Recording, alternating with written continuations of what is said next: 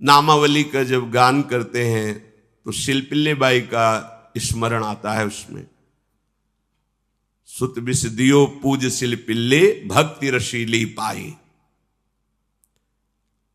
देखो कितना विश्वास होता है भक्त को, कैसा वो श्रद्धावान होता है। एक राजकुमारी और दूसरी एक जमींदार की पुत्री, दोनों को मित्रता थी। एक दिन राजा के यहां भगवत प्रेमी महात्मा आए।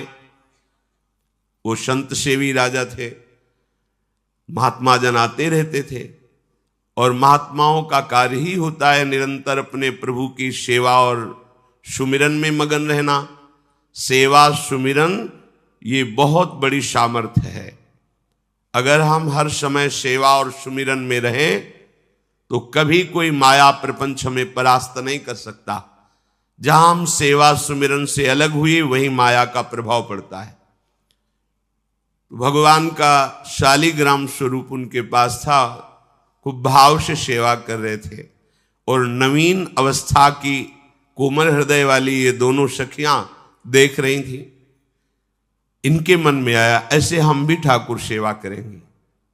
देखने से सुनने से हमारे हृदय में प्रभाव पड़ता है। गंदी बातें देखेंगे, गंदी बातें सुनेंगे, उसी का चिंतन होगा, हृदय गंदे आचरणों की प्रेरणा वाला बन जाएगा। अगर हम भागवतिक बातें सुनेंगे, भागवतिक दर्शन करेंगे तो भागवतिक चिंतन होगा, हृदय भागवतिक प्रेरणा वाला बन जाएगा। कई दिन संत भगवान रुके, रोज सेवा कीर्तन कथा, सरल हृदया। उन दोनों सखियों में बात आई कि चल करके संत भगवान से कहते हमको भी ठाकुर जी दीजिए। दोनों ने चरण पकड़कर प्रार्थना की, गुरुदेव हमारे हृदय में भी इच्छा हो रही कि हमें ठाकुर सेवा मिले। अब दोनों बच्चे ही थे। संत भगवान ने विचार किया सेवा पद्धति में बहुत सावधानी की आवश्यकता होती है। अभी ये बच्चे हैं, कहीं सेवा अपराध न बन जाए। सेवा अपराध भी होता है। उपासना में चलने वाले उपासक को सेवा अपराध और उप सेवा अपराध 32 ये 64, इन पर सावधान रहना चाहिए। ये गलती नहीं होनी चाहिए। जैसे आप ठाकुर सेवक हैं, अपने घर में सेवा विराजमान किए हुए हैं। अब जैसे आपको ठाकुर जी के दर्शन के लिए जाना है, जहां तक ठाकुर जी के दर्शन करने के लिए जाना है, हो सके तो पादुका न पहने, नंगे पैर दर्शन करने जाए। यदि आप में ऐसी सामर्थ्य नहीं है किसी कारण से, तो सीढ़ियों में पादुका नहीं पहनना चाहिए। जहां से मंदिर की सीढ़ियां हैं, पादुका उतार कर माथा रखकर सीढ़ी में फिर चढ़ना चाहिए। खड़ाओं या पादुका पहन करके श्री विग्रह के दर्शन करने के लिए जाने में फिर अपराध लगता है। अरे अपने मालिक के दर्शन करने जा रहे हैं, स्वामी के दर्शन करने जा रहे हैं, प्रभु के दर्शन करने जा रहे हैं, तो अपनी कुटिया से और मंदिर तक नंगे पैर जाना चाहिए। ये भावना रखनी चाहिए। भरत जी जा रहे हैं प्रभु के दर्शन करने के लिए, अयोध्या से पैदल ही चले थे, तो सुकुमार चरणारविंद तो बड़े बड़े फफों के छाले पड़ गए थे। वशिष्ठ जी ने देखा, सबने मिलकर भरत जी से कहा पालकी पे बैठ जाइए। तो उनका हाँ, मेरे प्रभु यहां नंगे पैर चले हैं और मैं पालकी पे बैठ जाऊं? उचित तो यह है कि अपने प्रभु के दर्शन के लिए मैं जा रहा हूं, तो जहां जहां प्रभु के चरण पड़े वहां मेरा शीश पड़े, अर्थात सिर भर जाऊं। उचित मोरा सबते सेवक धर्म कठोरा। यहां मैं सर के बल चल के जाऊं पर असमर्थ हूं। तो आप कह रहे हैं पैर में छाले पड़ गए, आप सवारी में बैठ जाइए। ऐसा नहीं हो सकता। तो अपने प्रभु के दर्शन करने के लिए जब जाए तो हो सके, सामर्थ्य हो तो पादुका न पहने, कोई खड़ाऊं चप्पल जूता आदि ना पहने। अगर पहने हैं तो बस सीढ़ी तक ही पहन कर जाए, ऊपर सीढ़ियों के नहीं। इतने सुकुमार मत बनो, ये आग में जलाया जाएगा शरीर, ये गाड़ दिया जाएगा शरीर, इससे ज्यादा प्यार ना करो। अब इतना दृढ़ विश्वास कि ये बच्चे हैं, सेवा भाव कैसे पूर्ण कर पाएंगे? तो उन संत भगवान ने दोनों बच्चियों से कहा, आप कल ठाकुर जी लाएंगे, हम आपको दे देंगे। तो गांव में घूमे तो आसपास गोले गोले से पत्थर मिले, पत्थर लाए 2 और कहा कि ये लो तुम्हारे ठाकुर जी हैं। दोनों को दिया। देखो गुरु वचनों पर और गुरु प्रदत्त सेवा वस्तु पर कितना भाव होना चाहिए। उन्होंने दृढ़ विश्वास किया कि मुझे भगवान गुरुदेव ने दिया, ये भगवान है मेरे। दोनों ने अपने हृदय से लगाया। अब एक जमींदार की पुत्री थी, एक राजकुमारी, स्वर्ण के सिंहासन में, और उनका नाम रखा सिलपिल्ले ठाकुर। सिल मतलब पत्थर, तो उनका तुम्हारे ठाकुर का नाम सिलपिल्ले गोविंद है। दोनों सिंहासन पर रखकर आराधना करती, भाव प्रतिपल बढ़ता गया, नाम निरंतर जप। गुरु प्रदत्त ठाकुर पर विशेष चमत्कार हृदय में प्रकट होता है यदि उन्हीं की नियमावली से चलो। अपने मन से बाजार से खरीद लाए, विराजमान किए हैं, कभी सेवा की कभी नहीं की, वो भी अच्छा है, कम से कम भागवतिक भाव तो है। लेकिन सिद्धि जो प्राप्त होती है वो गुरु कृपा से, गुरु प्रदत्त ठाकुर से। जैसे धन्ना जी को भांग के बट्टे में ठाकुर जी प्रकाशित हो गए, गुरु प्रदत्त। अब ये सखियां जब बड़ी हुई तो इनके ब्याह की बात हुई। तो जो राजकुमारी थी उनका राजकुमार से किसी से ब्याह तय हुआ, ब्याह हो गया। अपने माता पिता से जब विदाई ली तो अपने ठाकुर जी को जो सिंहासन में थे, सिंहासन से एक सुंदर पेटी में से और गोद में रखकर, और अंदर ही अंदर जल रही है कि प्रभु मैंने प्रीतम आपको माना है, संसार के व्यवहार में ये प्रीतम बना हुआ है, पर प्रभु हमारे प्रीतम 2 नहीं हो सकते, हमने हृदय से आपको माना। इसी विचार में वो बड़ी उदास है। पहले पालकियों में ऐसा राज सैनिक चल रहे हैं, पालकियों में वो बहू जा रही है और राजकुमार घोड़े पर।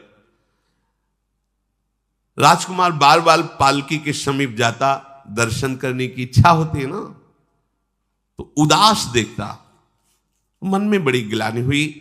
उसने कहा, एक नदी थी, उसने कहा यहां हम थोड़ी देर विश्राम करना चाहते हैं, राजकुमारी की पालकी रखी जाए और सैनिक दूर खड़े हो। तो राजकुमार वैसे ही आज्ञा हुई।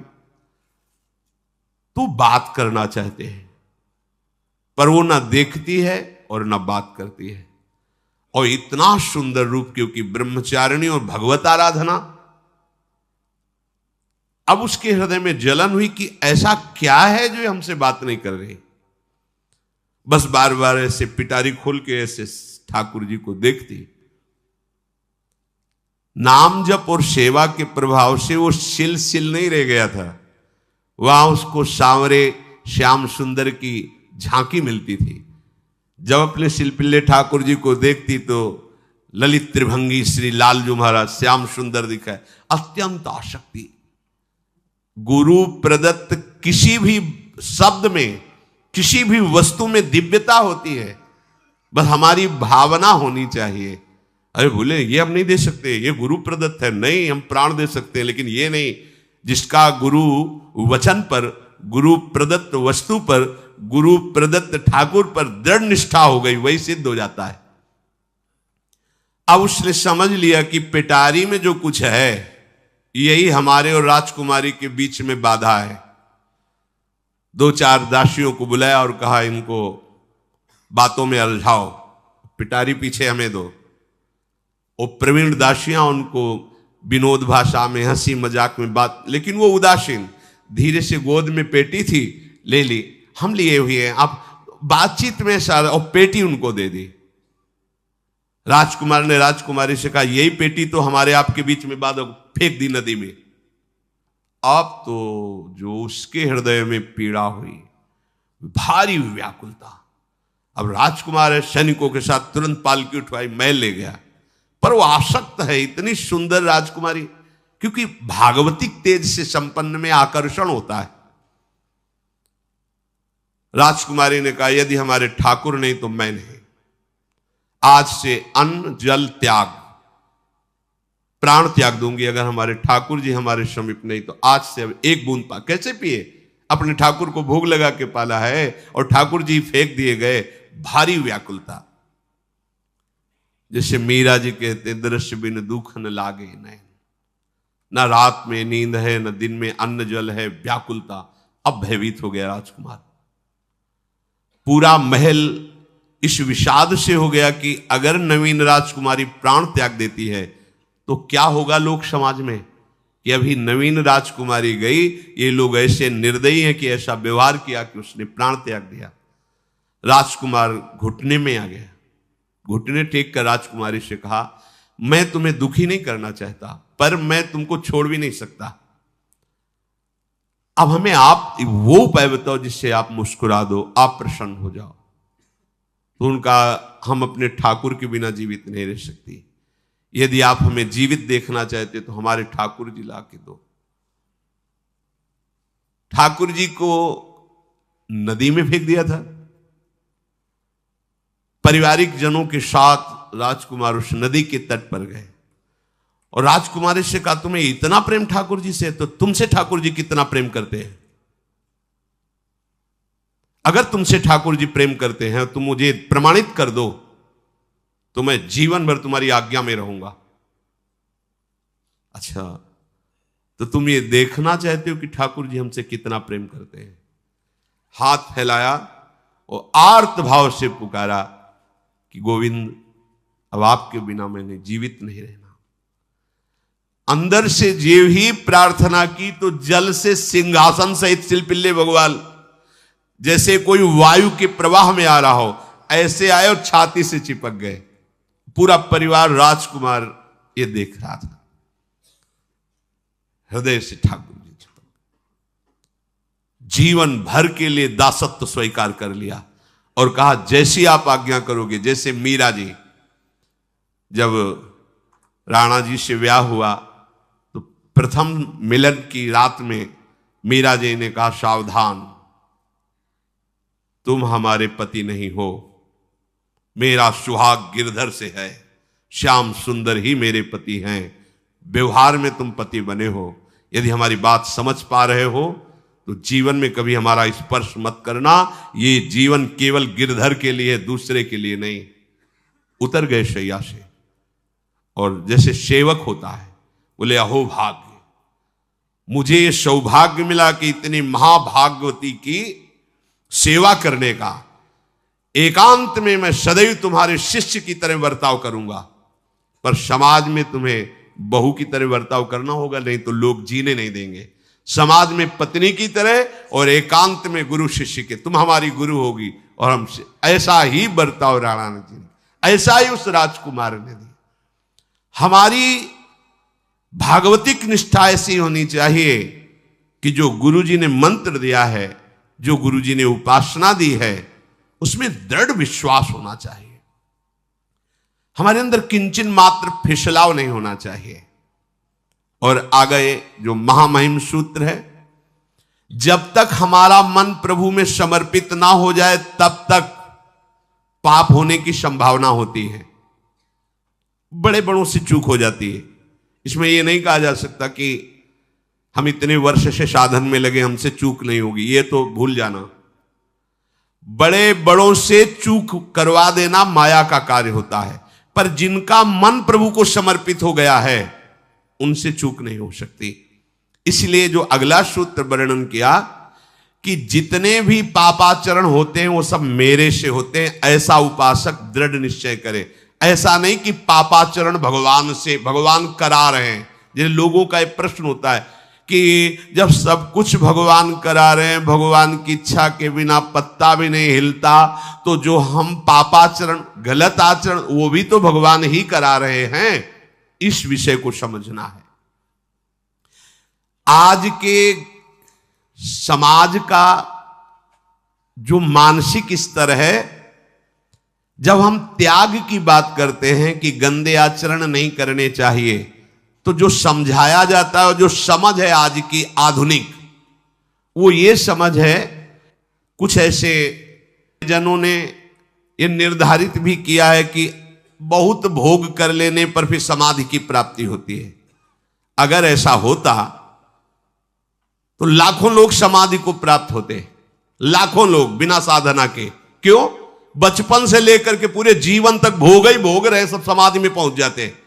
प्रायः सबके दिमाग में बात बैठी है कि अगर हम भोग ले तो हम मन को समझा सकते हैं, लेकिन आप बात अनुभव की समझ लीजिए कि आप भोगने के लिए जो ही गए तो मन के गुलाम बन करके गया, वो कभी तुम्हें मुक्त होने का अवसर नहीं देगा। और आज तक किसी ने भी ऐसा नहीं कहा भोग भोगने के बाद कि आज के बाद मैं प्रण करता हूं, मैंने जान लिया कि इसमें सुख नहीं है, आज के बाद कभी भोग नहीं भोगूंगा। कभी किसी ने नहीं कहा। सबको इस दलदल में गिरने के बाद सदगुरु या भगवान ने ही निकाला है, स्वयं आज तक कोई निकल नहीं पाया, कोई नहीं निकल पाया। ये ऐसा दलदल है। पर लोगों की भ्रांति रहती है कि ये जो मेरा मन जिन भोगों के लिए लालायित हो रहा है, उन भोगों को खूब भोगूं, फिर बाद में अनुभव जब हो जाएगा तब हम इनका त्याग करके फिर भजन मार्ग में चलेंगे। जो भजन मार्ग में चलते हैं उनके मन में भी लगा रहता है कि अगर एक बार भोग लूं तो मन को समझा तो सकता हूं। यह है आधुनिक सोच, यह है हमारे मानसिक सोच का स्तर। सब लोग देख लीजिए। अब भागवतिक सोच और शास्त्र सिद्धांत का जो मत है वो ये है, ये डंके की चोट से गाया गया है और इसी मार्ग में चल करके समाधि को प्राप्त हुए महापुरुष। एक भी कोई ऐसा समाधिस्थ महापुरुष बता दिया जाए विश्व में जिसने भोगों के भोगने के बाद समाधि को प्राप्त हुआ हो। जैसे हम भोजन कर लेते हैं तो लगता है अब कुछ नहीं, लेकिन 6 घंटे व्यतीत होते होते पर्चा बन जाएगा कि ये चीज फिर चाहिए खाने को। ऐसे ही कोई भोग भोगने के बाद कुछ क्षण के लिए उससे विरति हो जाती है, ठीक है, लेकिन फिर कुछ मिनट होने के बाद फिर नई स्फुरना, नया संकल्प, नई क्रिया, नई भोग वासना सब हृदय में देख लो। इसके लिए किसी और से सलाह लेने की जरूरत नहीं। इसलिए ये जो संतों का मत है, शास्त्र का मत है कि भोगों के भोगने से भोग वासना दृढ़ होती है, कामना बढ़ती है, ना कि शांति मिलती है। लेकिन आधुनिकता में भोगों को भोगने से शांति मिलती है, ऐसी धारणा बनी हुई है और ये गलत है। और ये इतनी गलत हो जाती है कि हम हत्या करने लगते हैं, हिंसा करने लगते हैं, पूज्य जनों के साथ दुर्व्यवहार करने लगते हैं। आज तक भोगों में इति नहीं हुई। देवयानी जी भगवान शुक्राचार्य जी की पुत्री हैं। वो इतनी सुंदर हैं कि कोई अप्सरा भी उनसे होड़ नहीं कर सकती, क्योंकि भगवान शुक्राचार्य की पुत्री जितेंद्री, पवित्र, भगवद आराधन संपन्न। बड़ा प्रसंग है, उसको ना लेते हुए हम सारांश में बता रहे। वृषपर्वा की पुत्री शर्मिष्ठा, ये असुर राजकुमारी है। दैत्यराज वृषपर्वा, उनकी पुत्री शर्मिष्ठा, और दैत्य गुरु भगवान शुक्राचार्य, उनकी पुत्री देवयानी बड़े समाज के साथ जंगल में गई हुई थी। एक बड़ा दिव्य सरोवर था, तुलसी में सब राजकुमारियां स्नान कर रही थी। अचानक वहां से कोई महात्मा निकले तो जल्दी में सबने वस्त्र धारण किए। तो शर्मिष्ठा के वस्त्र देवयानी ने और देवयानी के वस्त्र शर्मिष्ठा, वो महात्मा निकल गए। वहां कोई उनको टिकना तो था नहीं। देवयानी ने देखा कि मेरे पवित्र वस्त्र, देवयानी ने वस्त्र धारण नहीं किया शर्मिष्ठा के। जो महात्मा चले तो देखा कि हमारे वस्त्र ये राजपुत्री शर्मिष्ठा धारण किए। तो उनका, तुझे पता है मेरे वस्त्रों को स्पर्श करने का भी तेरे को अधिकार नहीं, तूने धारण कैसे कर लिया? तो उनका, ज्यादा मत बोल, इतना गुमान करके मत बोल। जैसे सब सेवक पलते हैं मेरे महाराज से, ऐसे तेरा पिता और तू भी मेरे महाराज के द्वारा ही पोषित है, क्योंकि वो तो राजा है, सारी सेवाएं वही देते हैं। ऐसा नहीं बोलना चाहिए, क्योंकि गुरु पुत्री है, आचार्य पुत्री है और सम्माननीय है, पर ऐसा वो बोल गई शर्मिष्ठा। देवयानी ने कहा, तुझे पता है अगर मेरे पिता की दृष्टि बदल जाए तो 2 मिनट में देवता तेरे पिता सहित संपूर्ण राज्य को नष्ट कर देंगे। मेरे पिताजी के भय से ही देवता आक्रमण नहीं कर। शुक्राचार्य मंत्रवेत्ता है। ज्यादा बात बढ़ गई तो राजकुमारी का शासन चलता है। उसने कहा इस गुरुपुत्री को उठाकर कुएं में डाल दिया जाए, और उस समय वस्त्र धारण नहीं की हुई थी, उनको उसी स्थिति में डाल दिया गया और वो चली गई। उसी समय शिकार खेलने के लिए महाराज ययाति चक्रवर्ती सम्राट तो आवाज सुनी। सैनिकों ने बताया कि कोई देवपुत्री है, दिव्य तेज प्रकाशित हो रहा है उनके शरीर से, और दूर से देखा है ऐसा लग रहा है कि शायद वो वस्त्रहीन भी हैं। उन्होंने कहा तुम लोग दूर जाओ, और स्वयं महाराज ययाति गए और उनको, तो जब हाथ पकड़ के निकाला और अपने वस्त्र से उनको आवेष्टित किया, तो उन्होंने कहा कि हमारी आर्य मर्यादा है, एक बार आपने हमारे शरीर को देख लिया और हमारे हाथ को पकड़ लिया, अब आप हमारे जीवन भर के लिए पति स्वरूप हैं, स्वीकार कीजिए। तो उन्होंने कहा कि देवपुत्री मैं तो आपका परिचय भी नहीं जानता हूं, आप कौन हैं? तो उन्होंने कहा भगवान शुक्राचार्य की पुत्री देवयानी। घुटने पे हो गए तत्काल। उन्होंने कहा इतने बड़े महापुरुष की पुत्री के साथ मैं ब्याह कर सकूं, मेरी सामर्थ्य नहीं, क्योंकि मैं क्षत्रिय कुल में प्रकट हुआ राज परिवार से हूं, और वो तो देवताओं के द्वारा भी वंदनीय है शुक्राचार्य जी। तो उनका आप निश्चिंत रहो, ये विषय मैं संभालूंगी, पर आप मेरे पति हैं, ये स्वीकार कीजिए। बोले यदि शुक्राचार्य जी इस पर राजी हैं तो हम ये बात स्वीकार करते हैं। शुक्राचार्य जी विलंब होने के कारण व्याकुल ही थे। देवयानी जी ययाति जी को लेके गई, बड़ा प्रसंग है, पर उन्होंने कहा जब आप राजी हैं तो हम राजी हैं। शुक्राचार्य जी राजी हुए और वृषपर्वा को सूचना दिया कि मैं तुम्हारे राज्य को त्याग कर जा रहा हूं। वो तो तत्काल आकर चरणों में गिरे, महाराज आपके बिना मेरा अस्तित्व क्या है, आप कैसे राजी हो सकते हो? बोले मेरी पुत्री को दिगंबर करके कुएं में डाल दिया गया, मैं इस अपराध से बिल्कुल तुम्हें माफ नहीं कर सकता। बोले कोई उपाय? तो बोले देवयानी बोले। तो देवयानी ने कहा तुम्हारी पुत्री हमारी दासी होकर चले तो मैं तुम्हें क्षमा कर दूंगी। बोले बिल्कुल ठीक, तथास्तु। पूरे राज्य की रक्षा के लिए राजकुमारी शर्मिष्ठा को देवयानी की दासी भाव में अब महाराज ययाति के महल पे पहुंचे। देवयानी ने कहा कि ये जो दासी भाव में आई हुई हैं ये सर्वांग सुंदरी हैं, और आपका कभी मन उधर चलना भी नहीं चाहिए, अगर चलेगा तो आप हमारे दंड के पात्र बन जाएंगे। स्वीकार कर लिया और बहुत दूर उनके लिए महल का निर्माण करवाया और वो सेवा में आती है। कुछ समय के बाद जब देवयानी जी के पुत्र हुए तो वन विहार के लिए अपने पुत्रों को लेकर चली, तो उधर शर्मिष्ठा के 2 पुत्र हो चुके थे, इनको पता भी नहीं था, और वो दौड़ कर आए, ययाति को पिताश्री कह करके आलिंगन किया, छोटे छोटे बच्चे। देवयानी ने कहा कि हमने कहा था तुम्हें देखना भी नहीं है और किसके पुत्र हैं? शर्मिष्ठा मुस्कुरा रही थी। देवयानी ने कहा तुम्हें दंड देंगी ही देंगी, और चली गई भगवान शुक्राचार्य जी के पास। ययाति भयभीत होकर के गए और शुक्राचार्य से प्रार्थना करे क्षमा कीजिए मुझसे गलती हो गई। और शर्मिष्ठा से ऐसे नहीं मिले।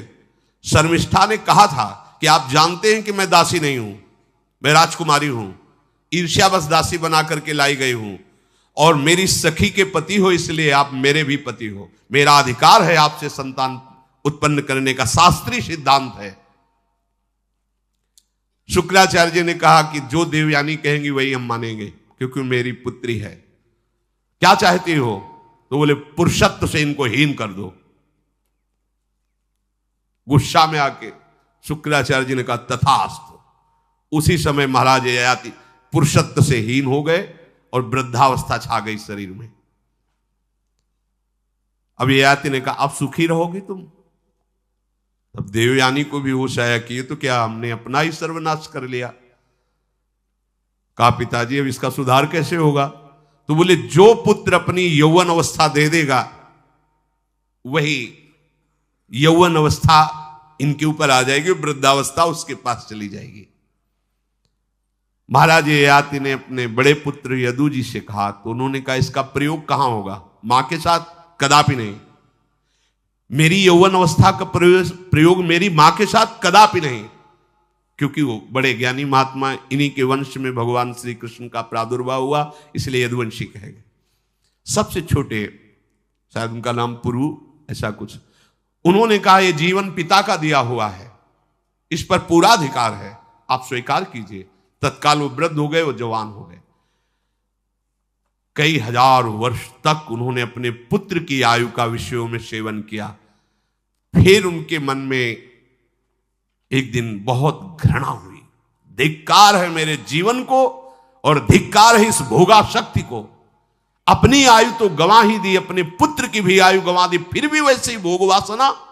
तो उन्होंने सबको शिक्षा देने के लिए बात कही, यत् पृथिव्यां व्रीहि यवं हिरण्यं पशवः स्त्रियः न दुह्यन्ति मनः प्रीतिं पुंसः कामः तस्य ते न जातु कामः कामानाम् उपभोगेन साम्यति हविषा कृष्णवर्तमेव भूय एवाभिवर्धते यदा न कुरुते भावं सर्वभूतेष्वमङ्गलं समदृष्टेस्तदा पुंसः सर्वा सुखमया दिशा या दुस्त्यजा दुर्मति भीर्जीर्यतो या न जीर्यते ताम तृष्णा दुःख निवहाम शर्म कामो द्रुतम त्यजेत। जिसका हृदय काम से व्याकुल हो गया है उसको त्रिभुवन की सारी सुंदरी स्त्रियां दे दी जाएं, जौ धान स्वर्ण पशु सब वैभव, तो भी वो कभी तृप्त नहीं हो सकता। ये महाराज ययाति का अनुभव। त्रिभुवन की विषय भोग भोगने से भोग वासना शांत नहीं होती, वरम और प्रबल हो जाती है। जैसे घी की आहुति डालने पर आग भड़क उठती है, वैसे ही भोगों को भोगते ही रहने पर भोग वासनाएं प्रबल रूप धारण कर लेती और वो इतना कमजोर हो जाता है कि सोचता है मैं इसके बिना जी नहीं सकता। जब मनुष्य किसी भी प्राणी से राग कर बैठता है तो उसके हृदय की सामर्थ्य नष्ट हो जाती है। किसी भी, देखो ना, छोटे छोटे नशाओं में इतना हम आसक्त हो जाते हैं, अब हम इसके बिना जी नहीं सकते। किसी भी वस्तु का जब हम भोग करते, इसके बिना जी नहीं सकते। इसलिए सबको संदेश महाराज ययाति देते हैं, यदि तुम अपनी कामना को शांत करने वाले, रोकने वाले बन गए तो दसों दिशाएं तुम्हारे लिए सुखमयी हो जाएंगी। विषयी पुरुष को तृष्णा रात दिन जलाती रहती है, बहुत भोग भोगने पर भी वो कभी शांति या तृप्ति प्राप्त नहीं कर पाता। इसलिए जब हम भगवत मार्ग में चलते हैं तो ये तृष्णा और कामना ये डाइन की तरह हमारे हृदय में लगी रहती है। तृष्णा, भोगे हुए भोग को बार बार भोगने की इच्छा, कामना, सुने हुए देखे हुए भोगों को भोगने की इच्छा। तो उपासक जब तक अपने मन को प्रभु में नहीं दे पाता तब तक मन ये धोखा दे देता है। इसलिए बहुत सावधान रहना चाहिए। प्रभु की शरण में हो करके नाम जप करो और सदैव गुरुजनों की आज्ञा पर रहो, तो ये काम, कामना, वासना, ममता, आसक्ति, राग, द्वेष ये तुम्हें बांध नहीं पाएंगे। इनकी कृपा से आपको भगवत साक्षात्कार हो जाएगा। गुरु वाणी, संतों की वाणी ये हमारा जीवन बन जाए। अगर ये जीवन नहीं है तो फिर मन हमें ऐसी जगह फंसा देगा जहां से हम निकल नहीं पाएंगे। इसलिए सावधान होकर जीवन व्यतीत कीजिए। बड़ा अमूल्य जीवन है, अमूल्य जीवन का लाभ है भगवत प्राप्ति, भगवत साक्षात्कार। श्री राधा वल्लभ लाल।